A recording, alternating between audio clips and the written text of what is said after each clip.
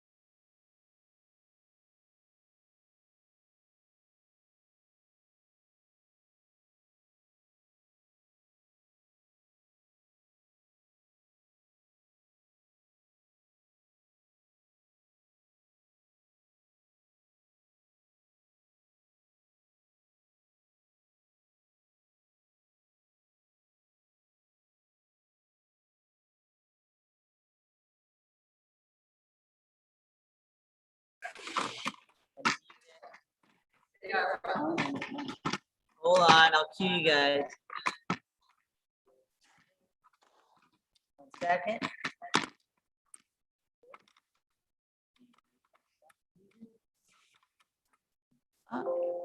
Perfect. Okay.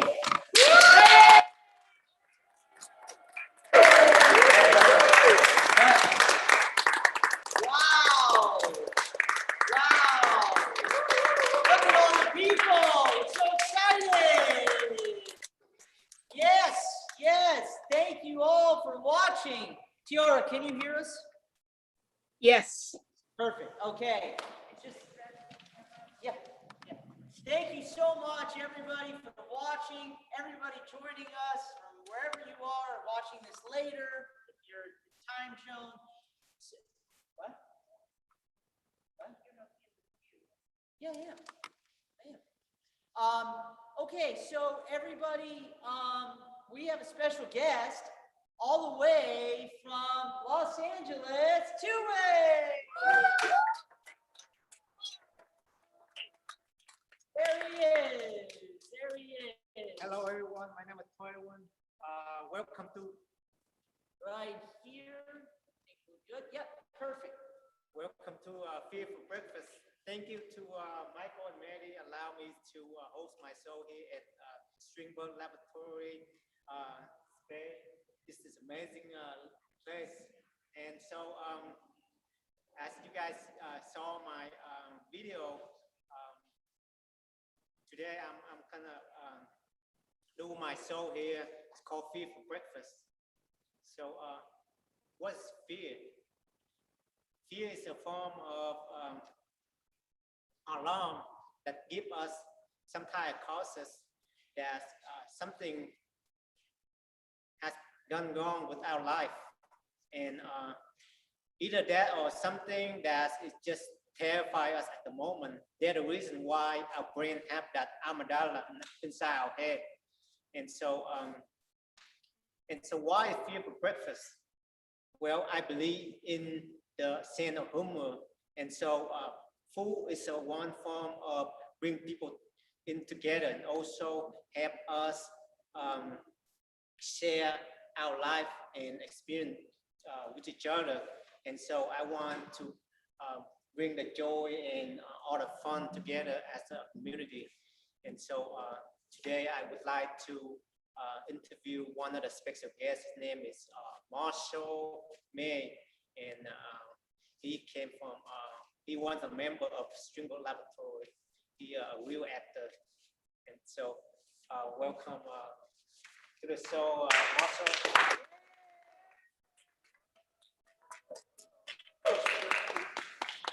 Thank you. Stand up. I stand up. Standing up. Yeah. My marker is right here. Hi. I had it for you. I made it. Well, thank you very much. I appreciate that. Fruit. Fruity. Okay, a fruity. Yeah. It's called a fruity. Well, thank you. Very healthy and it's tasty. Okay. But I will definitely try it. I'm not going to try it now, but I will definitely try it. Thank you. Okay, Marcel. Yes. Marcel, can you introduce yourself a little bit, and can you share about your upbringing? Sure. So my name is Marshall, and I have been with the Strindberg Laboratory for about maybe 5 years. Well, actually, since 2014, I grew up in Los Angeles. That's 7 years. 7 years. I'm not really good at math. So for 7 years, I grew up in Los Angeles. I was introduced to the Strindberg Laboratory in jail in an incarcerated setting. And then again, in a facility, a rehabilitation facility on Skid Row. So I heard that there was an acting class going in jail. It's been something that I've always wanted to do. And I have always been somewhat of an actor. So I had an opportunity to get out of the cell and go to this class, and that's where I met Mary and Michael. And they gave me me an opportunity to participate in this class. We did some other things. My upbringing was I grew up in a section of Los Angeles called View Park. My mother was a board certified forensic psychiatrist. My father was a businessman, and they wanted me to go to college and do all those things. And that's not what I did. I had my own plans. Guys, hold on 1 second. It looks like we're frozen. Hold on 1 second, everybody. Let's just stop it and then start it. Stop video. Project. That's switching back. Yeah. Let's see if it works now. Uh-oh. So look into the camera instead of looking at it. No, it's showing here. Yeah, I don't know. Let's see if it works now. Hi there. It's okay. This is a work in progress. Don't what? Don't break the camera again. Okay. You can make it free. You walked on and. Damn it. It ain't necessarily. Maybe it's the so. internet. It ain't necessarily so. No, I have it. I have 3 different Wi-Fis.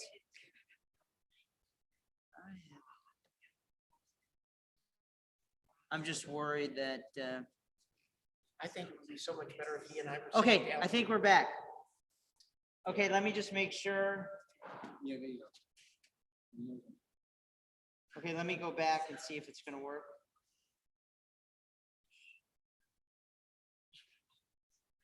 Are we on live right now? Yeah, I just, I'm trying to figure this out. Oh, there it goes. Okay, we're back. You're up. Do it. So say your thing again, Marshall. Start from beginning. No, just start now. So as I said, my parents had come from a very impoverished background, the way that they told the story, and they just went to school and did things to make sure that their kids had every opportunity. That was not something that I had in mind. I wanted to be around a certain group of people in high school, and I fell into the party scene. And as a result of falling into the party scene, I threw away an acting career. I threw away a college career. I threw away all types of job opportunities. And it was something that was very disheartening to my family. I ended up getting incarcerated, and I spent 13 years in California Department of Corrections and Rehabilitation. That was a very scary, difficult, challenging time for me. I was able to finally, after decades, literally decades, 30 years of active addiction of crack cocaine, I was able to finally get clean. I'm coming up on 5 years clean. I'm very happy. I'm going to give myself a hand. Yay! Get an opportunity to get their lives back. I was able to get my life back. My mother recently died in 2019. I'm going to try to say this and not get choked up. And she got to see me clean. She got to see me with a job. She got to see me driving a car with a driver's license and insurance and registration and all the things. She got to see her son finally out of the prison system. And I get a little bit choked up about that, but I'm just grateful that the gift, my experience, thank you, my experience was that I got an opportunity to share that gift with her. And she died before the pandemic started. She died on Veterans Day of November 11th, 2019. So since then, I have been just working tirelessly at being of service any way that I can to somebody that might be suffering from addiction. I also work at a nonprofit organization downtown Los Angeles, and we provide storage for people that are experiencing homelessness. We also are a job development agency that provides employment skills and opportunities for people that want to work, along with continuously being involved with the Strindberg Laboratory, which is where I had an opportunity to meet you. So that in a nutshell is, that's the short version. Thank you so much for sharing your personal story. And I'm so sorry about your mom. A little louder. Can you share with us a little bit about your father and how do you feel after your mom died? So my father died in 1994.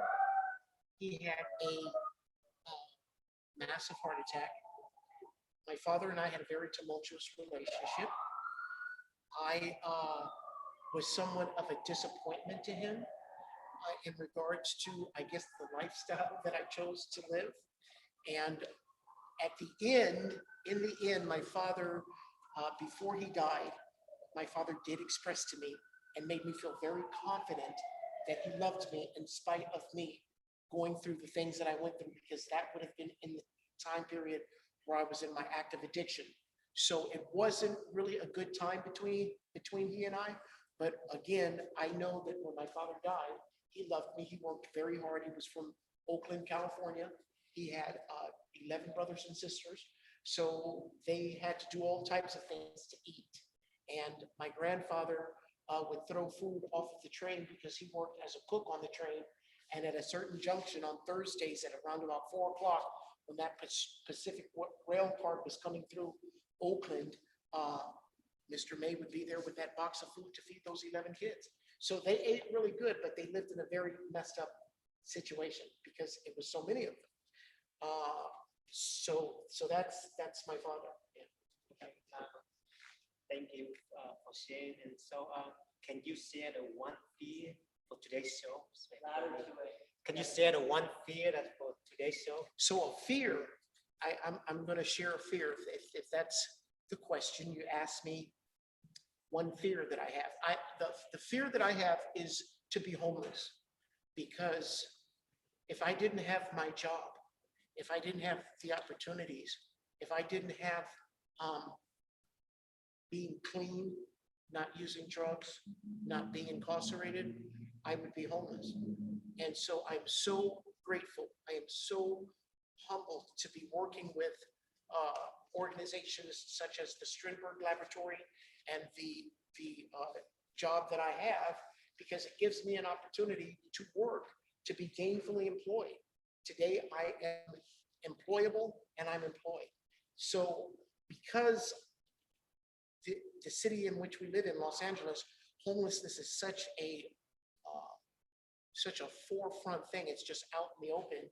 You know, sometimes there are times when I believe that I'm not going to pay my rent, and I have anxiety, and I get scared because I don't want to be homeless. Because if I was homeless, my mind tells me I would revert back to the lifestyle that I came out of, and I would hate to do that. There was a time when I was using cocaine where I felt, well, you know what, I'm not going to be able to make it. You know, I didn't go to college. I want to go to college. I want to get a degree. There's things that I would like to do, but I don't have the confidence to do that because I spent so much time in such a negative lifestyle. You know, I know how to speak English. I know how to do all kinds of things, but I just haven't, maybe I haven't applied myself. So my fear, Tue, is to end up being homeless, to be out on the street. And I'm just very grateful that I'm involved with being active in other people's lives that give me hope and strength and direction for my life. And I try to share that and emulate that with everybody that I meet. I work very hard at having a positive attitude. I work very hard at being funny. And one of the things that I've learned, and I'm probably going a little bit sideways from the question that you asked me, is I try to always be able to laugh at myself, because that's healthy. It's, you know, laughter is sometimes food for the soul. It's medicine for, you know, a person that might be experiencing fear. So I like to just have a good time. That's what we're here for. Yay! We enjoy talking about our fear, and also we try to create fun. So that's Absolutely. all about And let me life. share one more thing. Transparency is very important. So for me, it's cathartic for me to be able to share my life, because I know that I'm not the only one that has lived a life and made mistakes. But the thing out of me being able to share my life is that no matter where you are in your life, no matter what you've experienced, no matter what you've gone through, if you have some people behind you that love you, if you have a dream, if you have hope, you can experience hope and freedom. And that's what I've been able to experience. And I thank you for this opportunity, for even, considering interviewing me. Thank you very Yeah, much. it's my honor. Enjoy my fruity. Yeah, okay. So I have one question about related to what you just said earlier. So in your opinion, there's so many people been through the same thing like you. They're afraid of being homeless, afraid to go back to their lifestyle, afraid of the domino effect that might let them back into the wrong way. Yes. And so, but they still doing the same thing, using drugs, doing the same thing, and they couldn't get out of it. So, in your opinion, why they keep doing the same thing that they do? So I'm not going to share my opinion, but I'll share my experience. And my experience is that in spite of the decisions that I made, which were very negative, very sometimes I hated myself. I hated the fact that I had gotten molested as a child. I thought that, the lifestyle that I lived was based upon that. In spite of hurting my family and stealing televisions and things out of the house so that I could use drugs, in spite of going to jail, I had somebody that loved me, and I had somebody that prayed for me. And I always, no matter how dark my life looked, I always knew that there was some light at the end of the tunnel. I just needed to be encouraged. I just needed to be inspired. I needed to be motivated. I needed people. I was isolated. I thought that I was alone. I felt asphyxiated, like I couldn't breathe. And so when I see people that are in the condition that I used to be in, and I used to be in that situation for 30 years, I spent my entire, from 29 to around about whatever 13 years, from 29 to 13 years to 30 something incarcerated. And I had this prison number, and so I'm a felon, I'm a black man, I'm a dope fiend, I have an alternative lifestyle. There was no hope for somebody like me. I was told as a child I was going to go to hell. What a horrible, ugly, vicious, nasty thing to say to a child. But that's what I was told, and those were my beliefs. My beliefs had to change. So I share hope, and I let people know that I understand where you are, because I've been there. And sometimes they don't believe that, because the way that I carry myself, the professional demeanor that I have, the concern that I genuinely have for people, I hope gets transmitted, and they can see that, and so I let them know that as long as they just have the idea of hope, that they can be free from incarceration, that they can be free from those things that hold us back as people. I deserve to be loved. I deserve to live. It's my life. Nobody's going to live my life. And so with the time that I have left, I want to live the best life that I can. So I applaud anybody that is coming out of a struggle. I empathize for anybody that's caught in the midst of a struggle. And I let them always know that there is hope, that there's people that will help you. There's people that love you. There's people that understand and have been through what you've been through. You're not alone. You are definitely right on that. Like I'm sharing the same background like you. We've been through the same thing. I've been to prison, drugs, gang lifestyle, and so many things that it just went wrong. And mainly because of the young age that I've been through, I wasn't thinking clear enough, and still doing the same thing. And I know a lot of young people out there, the youth in our community, they've been through the same struggle. And do you have any advice that you want to give them? Anything that can be helpful to the community? So to the community, I say we have a responsibility to not leave anybody behind. It takes a village, and I'm using cliches that I've heard in the news and that I've heard people say, but they are so real. They are so, they're things that you can touch. They're tangible things. We have to, as a community, help. We have to support. Because if we don't, everything is just me, then people are not, it's just the same repetitious cycle that destroys foundations and destroys people's dreams and destroys their hopes, I mean. And Tue, we only about 5-6 minutes I left. hear a voice, is that a? what is So that? why don't we open it up to So- other, do you want other people? I will close real soon. I know you love to sing, right? And so can you Forgot. sing one song about fear real short? Well, I don't know if it's gonna be, about fear, but it's gonna be, it'll be a song, and it goes like this.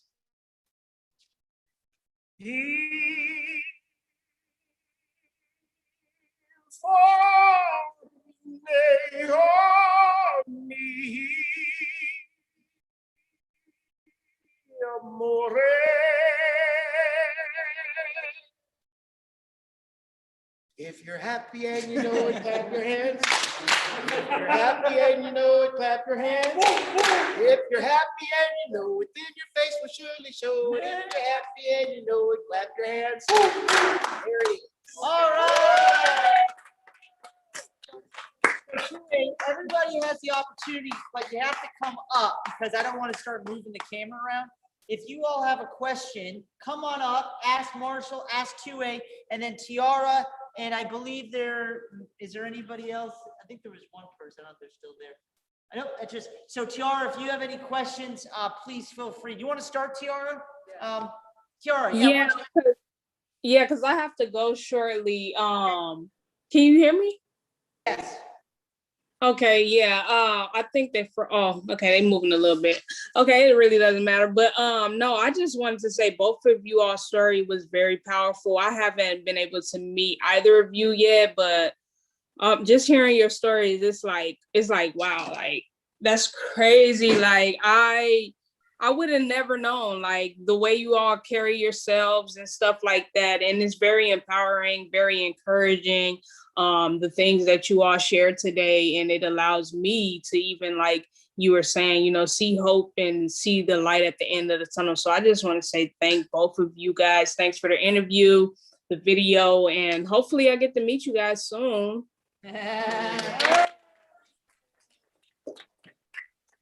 So anybody else, come up, go in the video so people can see you. Dominic looks like he's walking up. Yeah, Dominic. Oh, hey, how's it going? Hi, Tiara. All right, so what's up, man? To the camera. To the Oh, camera, yeah. Dominic. Oh, sorry. That's all right. Thank you. Ask your question, comment. Oh, sorry, my bad. All right, what's your question? No, you have to ask. Oh, question, yeah. Okay, my fears is this. I experienced, like, I was in a music video or something weird. And it was To the camera, that- Dominic. To the camera. Oh, You have to say it to the camera. oh. It's okay. My question is this, is that when I saw a music video of Peter Gabriel's Sledgehammer, I was like, as a kid, I was like covering my faces because I don't like claymation or something at that time until I was reached when I was 16 years old. That's the fear of having of that perspective, I think. But I'm over it right now. And I'm very, very humbled about that experience. A music video fear. Very good. There you go. Anybody else have a question? Come on up.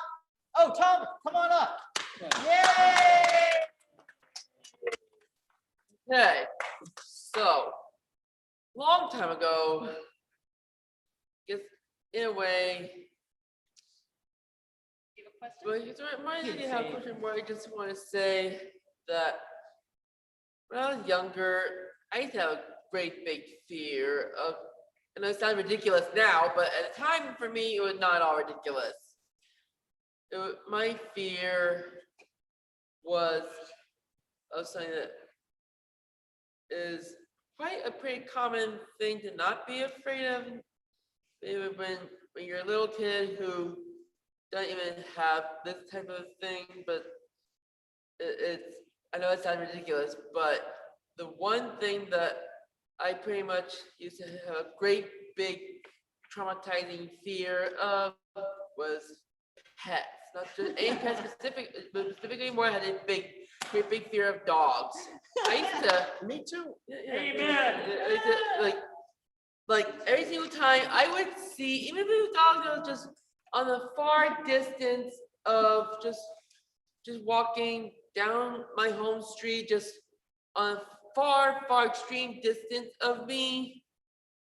I used to pretty much just act all great big fear kind of way. Like I just try and scurry up my mom and I just try and climb up her and be like, "Mom, the dog." I just like now that I'm older, I have the most sweetest, most cute, most adoringest puppy ever. His name is Buddy. Who's next? Any other questions, comments, fears?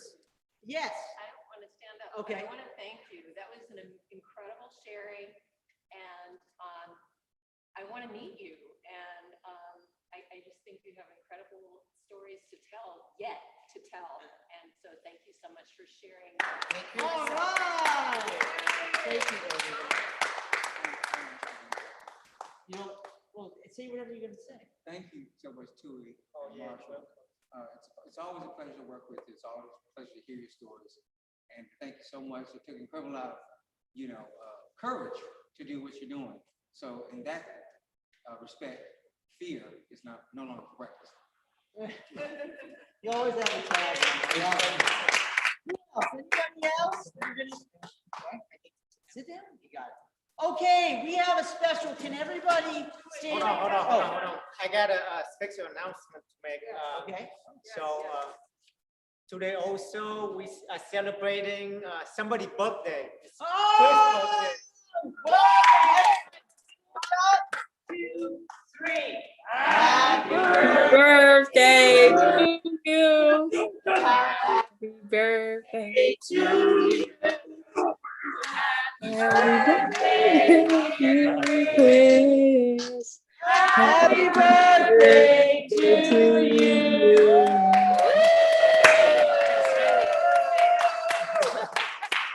And of course, birthday speech. Oh, well, I tell you the truth. I'll take a birthday song too. And the song, actually song. Song would do. well, Yes. Song. if you're happy and I knew it, you clap your hands. Actually, I'm very, very grateful to be here. There's a whole lot of reasons why I didn't have to be here, but I'm not any better than anybody else that I should be here, but I'm grateful that I am here. So thank you so much. It's always a pleasure to be with my family, on my birthday, which is actually the 8th, by the way. But thank you so much. It's a pleasure. Thank you so much. I'm very grateful, very humble. Thank you.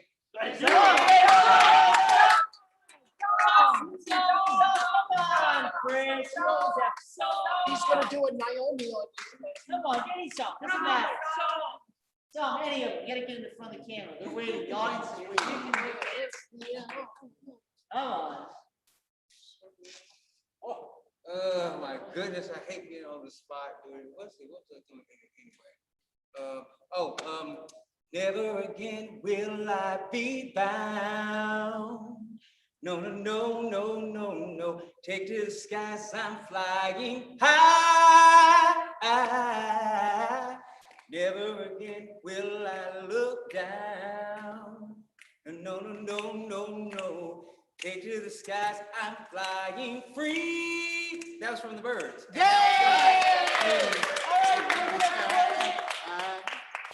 We're gonna close it out. So everybody from the audience, if you can stand behind the table, we're just gonna wave goodbye kind of thing, and that'll be it. Right here. So Marshall, everybody. The 25th anniversary. There's so many casts. All right, on a 1 and a 2, say bye.